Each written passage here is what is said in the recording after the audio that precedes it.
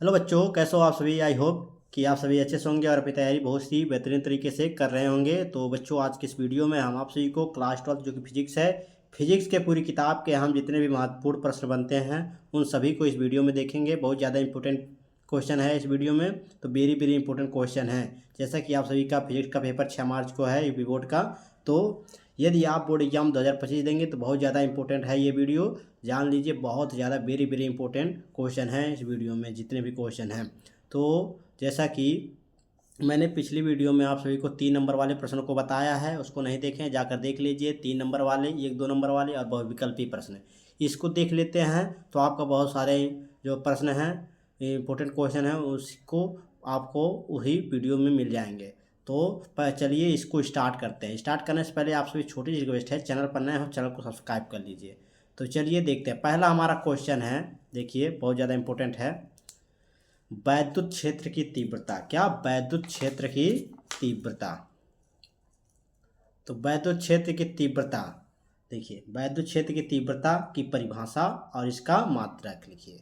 इसका मात्रक लिखना है और इसका परिभाषा लिखना है। इस तरह क्वेश्चन आपके बोर्ड एग्जाम में पूछेगा 3 नंबर में, 3 नंबर में या 2 नंबर में पूछ सकता है। तो उत्तर हो जाएगा इसका, वैद्युत क्षेत्र में किसी बिंदु पर रखे परीक्षण आवेश पर लगने वाले बल तथा परीक्षण आवेश के मान की निष्पत्ति को उस बिंदु पर, क्या उस बिंदु पर वैद्युत क्षेत्र की तीव्रता कहते हैं। यानी कि कोई वैद्युत क्षेत्र है, उसमें कोई बिंदु है, उस बिंदु पर रखा गया एक परीक्षण आवेश है जिसे हम क्यू नॉट से दर्शाते हैं। उस पर लगने वाला जो बल है, क्या बल यफ है, तथा परीक्षण आवेश, जो परीक्षण आवेश है क्यू नॉट के मान के क्या निष्पत्ति, जो उत्पत्ति होती है उसके उस बिंदु पर, क्या वैद्युत क्षेत्र की तीव्रता कहते हैं उसे।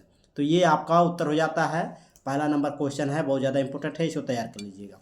चलिए दूसरा नंबर क्वेश्चन देखते हैं, बहुत ज़्यादा इंपॉर्टेंट है। देखिए 3 नंबर में क्वेश्चन 100% पूछेगा। तो इस क्वेश्चन में क्या कह रहा है, देखिए कह रहा है इस क्वेश्चन में, वैद्युत द्विध्रुव तथा वैद्युत द्विध्रुव आघूर्ण से आप क्या समझते हैं। तो देखिए वैद्युत द्विध्रुव पहले देखेंगे हम, इसमें हेडिंग डालेंगे, यदि समान परिमाण व विपरीत प्रकृति के दो आवेश अति अल्प दूरी पर स्थित हों, इस प्रकार का बना निकाय वैद्युत द्विध्रुव कहलाता है। देखिए यदि समान परिमाण, समान परिमाण का मतलब समझ रहे हैं कि जो क्यू है आवेश, ये समान परिमाण है और इसकी जो प्रकृति है, क्या प्रकृति वह विपरीत है। यहाँ पर देखिए माइनस है, यहाँ पर प्लस, ये इसकी प्रकृति हो गई जो विपरीत है, यानी कि यहाँ पर धनात्मक है, यहाँ ऋणात्मक है, तो ये अलग है। इसके दो आवेशों के अति अल्प दूरी पर, क्या अति अल्प दूरी पर, अल्प दूरी का मतलब यल हो गया कि स्थित हो, यानी स्थित हो, इसके अल्प दूरी पर क्या हो, स्थित हो, इससे बना जो निकाय है वह क्या है, वैद्युत द्विध्रुव होता है। तो आई होप कि आप सभी को वैद्युत द्विध्रुव समझ में आ गया होगा। चलिए वैद्युत द्विध्रुव आघूर्ण देखते हैं। ये क्वेश्चन 3 नंबर में पूछेगा आपके बोर्ड एग्जाम में। देखिए वैद्युत द्विध्रुव आघूर्ण, वैद्युत आवेश क्यू, देखिए वैद्युत आवेश क्या है, यहाँ पर क्यू है, वैद्युत द्विध्रुव की लंबाई क्या है, यल है, इसे हमने मान लिया है 2l के गुणनफल को वैद्युत द्विध्रुव आघूर्ण कहते हैं। जो आपका ये क्यू है वैद्युत आवेश, और ये आपका लंबाई जो है द्विध्रुव की लंबाई, यानी कि ये आपका 2l है, यहाँ पर 2l हो जाएगा। लंबाई यहाँ से लेकर जो P है आपका वैद्युत बिंदु है, जो आपका मध्य बिंदु, यहाँ से लेकर यहाँ तक का एक यल हो गया और यहाँ से लेकर यहाँ तक एक यल हो गया, यानी कि 2l हो गया। ये जो वैद्युत द्विध्रुव आघूर्ण हो गया, ये 2l हो गई। अब इसकी इन दोनों के आवेश और इसके जो है आवेश, आप वैद्युत आवेश है और वैद्युत द्विध्रुव की लंबाई, इसके गुणनफल को क्या वैद्युत द्विध्रुव आघूर्ण कहते हैं। इसे हम देखिए P से दर्शाते हैं, क्या P से, यानी रो इसे कहते हैं। तो रो बराबर 2AQL, ये हो गया है आपका सूत्र, यानी कि ये फार्मूला हो गया। तो इस तरह आप इसको तैयार कर लीजिए, बहुत ज़्यादा इंपॉर्टेंट है, आपके बोर्ड एग्जाम में 3 नंबर में क्वेश्चन पूछेगा, तो इसे जरूर तैयार कर लीजिएगा। चलिए क्वेश्चन नंबर तीसरा देखते हैं। क्वेश्चन नंबर तीसरा देखिए बहुत ज़्यादा इंपॉर्टेंट है, रेखीय आवेश घनत्व से आप क्या समझते हैं। तो रेखीय आवेश घनत्व से आप क्या समझते हैं, इस तरह क्वेश्चन आपके बोर्ड एग्जाम में पूछेगा। 2 नंबर में यह क्वेश्चन पूछ सकता है। देखिए इसमें क्या कह रहा है, किसी तार के प्रति एकांक लंबाई पर वितरित आवेश की मात्रा को रेखीय आवेश घनत्व कहते हैं। यानी कोई तार है, उसके प्रति एकांक लंबाई यल पर वितरित जो आवेश है क्यू, उसकी जो मात्रा है उसी को हम रेखीय आवेश घनत्व कहते हैं। लेमडा, इसे हम रेखीय आवेश घनत्व को हम लेमडा से दर्शाते हैं। तो लेमडा बराबर हो जाएगा क्यू अपान में यल, ये हो गया। अब देखिए यहाँ पर मात्रक, तो आवेश का मात्रक कूलम है, लंबाई का मात्रक जो है मीटर है, तो मात्रक हो जाएगा कूलम प्रति मीटर। ये इसका हो जाएगा उत्तर। तो इसको नोट्स कर लीजिए। चलिए क्वेश्चन नंबर चौथा देखते हैं। क्वेश्चन नंबर चौथा बहुत ज़्यादा इंपॉर्टेंट है। इसमें क्या कह रहा है? कह रहा है संधारित्र जो है, संधारित्र की धारिता की परिभाषा, सूत्र तथा मात्रक लिखिए। तो संधारित्र की धारिता और सूत्र और परिभाषा लिखना है और मात्रक भी लिखना है। तो इसका उत्तर हो जाएगा किसी संधारित्र की धारिता उसकी एक प्लेट को दिए गए आवेश तथा दोनों प्लेटों के बीच उत्पन्न विभवांतर के अनुपात के बराबर होती है। इसे C से दर्शाते हैं।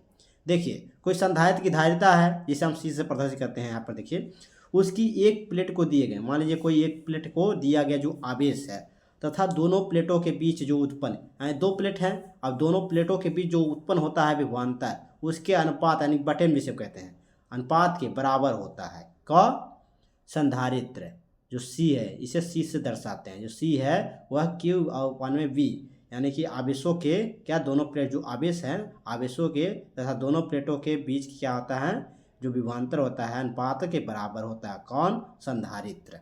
तो ये हो जाएगा इसका फार्मूला, सूत्र।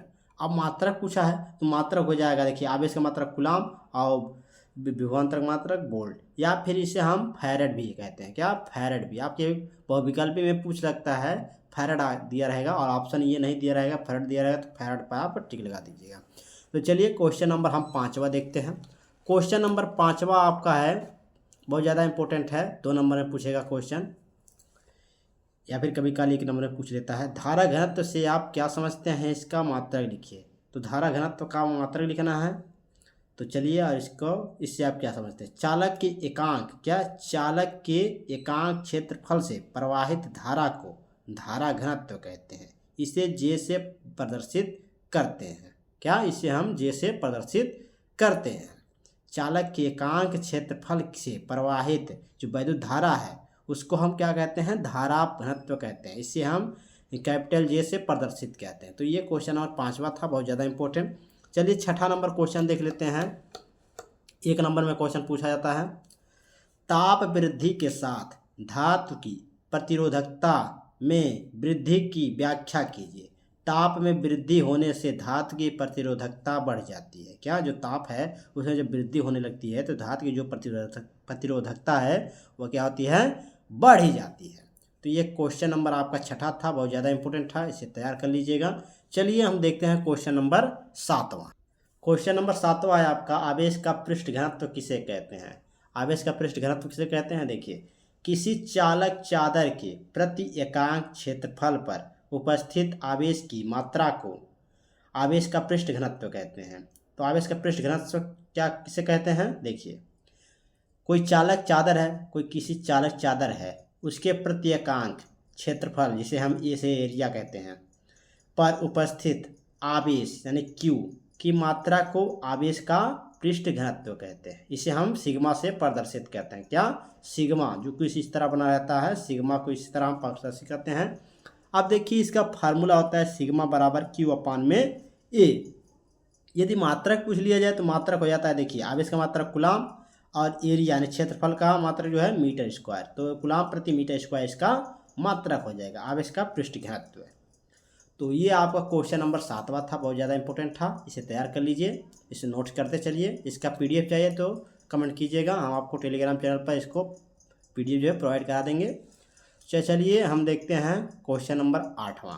क्वेश्चन नंबर 8वां है आपका, समविभव पृष्ठ से क्या तात्पर्य है? जो समविभव पृष्ठ है उससे क्या तात्पर्य है? तो देखिए, इसका उत्तर हो जाएगा, किसी वैद्युत क्षेत्र में खींचा गया वह पृष्ठ जिस पर स्थित सभी बिंदुओं पर वैद्युत विभव बराबर हो समविभव पृष्ठ कहलाता है। तो देखिए, समविभव पृष्ठ से आप क्या तात्पर्य है? देखिए, किसी वैद्युत क्षेत्र में, कोई वैद्युत क्षेत्र है, उसमें जो खींचा गया वह पृष्ठ, कोई पृष्ठ है उस पर खींचा गया वह पृष्ठ है जिस पर स्थित सभी बिंदु हैं, सभी बिंदुओं पर क्या वैद्युत विभव क्या होता है? बराबर हो, वही समविभव है, वही समविभव कहलाता है। तो ये क्वेश्चन नंबर 8वां था, बहुत ज़्यादा इंपॉर्टेंट था, इसे तैयार कर लीजिएगा। सभी इंपॉर्टेंट क्वेश्चन हैं, सभी को तैयार कर लीजिएगा। चलिए देखते हैं क्वेश्चन नंबर 9वां। क्वेश्चन नंबर 9 है आपका, बहुत ज़्यादा इम्पोर्टेंट है। क्वेश्चन नंबर 9 है, क्रांतिक कोण की परिभाषा लिखिए। क्रांतिक कोण की परिभाषा लिखना है। तो देखिए क्रांतिक कोण होता क्या है। तो सघन माध्यम में बना हुआ है आपतन कोण। क्या? सघन माध्यम में बना हुआ है आपतन कोण, जिसके लिए विरल माध्यम में अपवर्तन कोण क्या हो? 90 अंश हो। क्या हो? 90 अंश हो। क्रांतिक कोण कहलाता है। यानी कि जो सघन माध्यम में बना आपतन कोण और विरल माध्यम में बना अपवर्तन कोण 90 डिग्री हो। क्या? 90 डिग्री या 90 अंश हो। इसका जो हो इतना होता है तो ये क्रांतिक कोण कहलाता है। तो ये आपका क्वेश्चन नंबर 9 था। बहुत ज़्यादा इम्पोर्टेंट, आपके बहुविकल्पी में पूछता है और सब्जेक्टिव ऑब्जेक्टिव दोनों में पूछ लेता है, तो इसे आप जरूर तैयार कर लीजिएगा। तो चलिए हम देखते हैं लास्ट क्वेश्चन, जो कि हमारा क्वेश्चन नंबर 10वां है। क्वेश्चन नंबर 10वां आपका बहुत ज़्यादा इम्पोर्टेंट है, इसे जरूर तैयार कर लीजिएगा। क्वेश्चन है, प्रकाश के विवर्तन से क्या तात्पर्य है? प्रकाश के विवर्तन से क्या तात्पर्य है? तो उत्तर हो जाएगा, जब प्रकाश किसी अवरोध या द्वारक पर आकर किनारों से मुड़ जाता है तब प्रकाश का इस प्रकार मुड़ना ही प्रकाश का विवर्तन कहलाता है। तो ये आपका हो गया उत्तर। जैसा कि देखिए यहाँ पर कहा गया है, प्रकाश किसी अवरोध, कोई अवरोध है या द्वारक पर आकर जब किनारों से मुड़ जाता है, जब किनारे पर आएगा तो वह मुड़ जाता है, तब प्रकाश का इस प्रकार मुड़ना, जब प्रकाश का मुड़ जाना तो यही प्रकाश का विवर्तन कहलाता है, यानी प्रकाश का विवर्तन हो जाता है यही। तो ये था क्वेश्चन नंबर आपका 10वां, जो कि लास्ट क्वेश्चन था। बहुत ज़्यादा इंपॉर्टेंट क्वेश्चन है। तो जितने भी मैंने आपको क्वेश्चन बताया, टोटल मैंने आपको 10 क्वेश्चन बताया, तो 10 क्वेश्चन को आप तैयार कर लीजिए। बहुत ज़्यादा इंपॉर्टेंट क्वेश्चन है सभी। तो आई होप कि आप सभी को ये 10 क्वेश्चन आपको समझ में आ गया होगा और इन सभी क्वेश्चनों को आप तैयार कर लीजिए। इसका नोट्स है जो है PDF है, चाहिए तो आप टेलीग्राम चैनल पर ज्वाइन हो जाइए, वहाँ पर आपको इसका PDF मिल जाएगा। तो कैसा लगा वीडियो कमेंट बॉक्स में जरूर बताइएगा। तो अगर समझ में आया तो लाइक शेयर कमेंट जरूर कीजिएगा। चैनल पर नया हो चैनल को सब्सक्राइब कर लीजिए, अपने दोस्तों को शेयर कर दीजिए। चलिए मिलते हैं आपसे नेक्स्ट वीडियो नेक्स्ट टॉपिक के साथ। धन्यवाद।